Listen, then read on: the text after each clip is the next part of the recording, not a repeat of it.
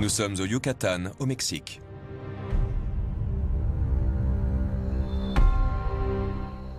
Au milieu des ruines mayas de Chichén Itzá se trouve la pyramide de Kukulcán.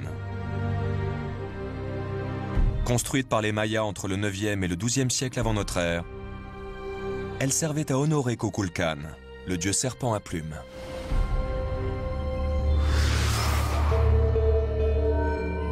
Ce temple aurait également été le théâtre du plus grand rituel maya, le sacrifice humain.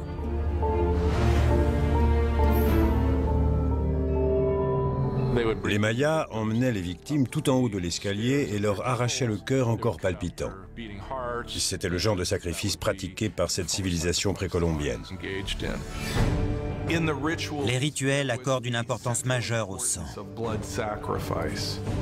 Le fait d'en verser permettait aux Mayas d'accéder à leurs désirs et d'obtenir ce qu'ils voulaient. Par conséquent, le sang fait partie intégrante des sacrifices. Le sang doit couler. Même si les sacrifices n'ont plus cours à la pyramide de Kukulcán, ces adorateurs viennent encore célébrer l'époque où les Mayas disaient que le dieu serpent à plumes descendait du ciel pour répandre la sagesse. Ils allument des feux pour communier avec le royaume spirituel, exécutent des danses sacrées et répètent des séquences numériques afin d'entrer en transe. Mais le rituel le plus puissant, c'est la reconstitution de l'arrivée de Kukulcán sur Terre. Une reconstitution permise par l'architecture du monument lui-même. Il s'agit d'une pyramide à degrés, avec des escaliers extérieurs en relief par rapport à chaque côté du monument.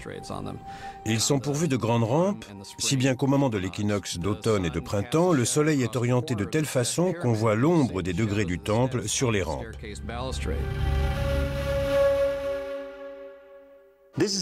Voici une maquette de la pyramide de Chichén Itzá au Mexique. Tous les ans, le 21 mars, quand le soleil monte dans le ciel, il forme des triangles de lumière sur les rampes d'escalier qui descendent de plus en plus bas. Et ce mouvement représente l'arrivée du dieu Kukulcán sur Terre. D'ailleurs, tout en bas, on voit sa tête.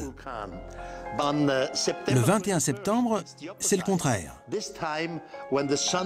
Cette fois, quand le soleil se lève, le dieu remonte les marches et produit une lumière vive en haut du temple. Cela signifie que le dieu serpent à plumes est venu transmettre son savoir à l'homme et qu'il est reparti dans les cieux avec la promesse de revenir un jour.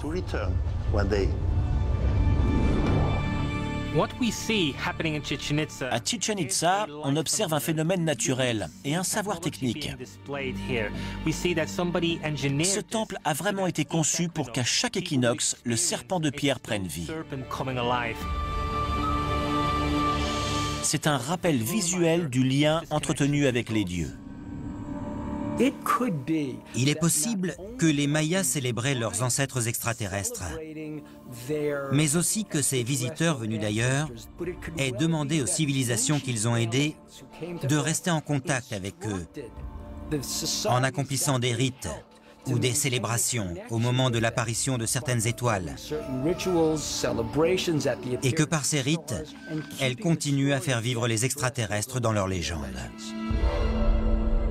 Les Mayas ont-ils réellement accompli ces rituels élaborés et sanguinaires dans le but de vénérer une divinité? Ou, comme le soutiennent les néo-évéméristes, commémoraient-ils une visite extraterrestre?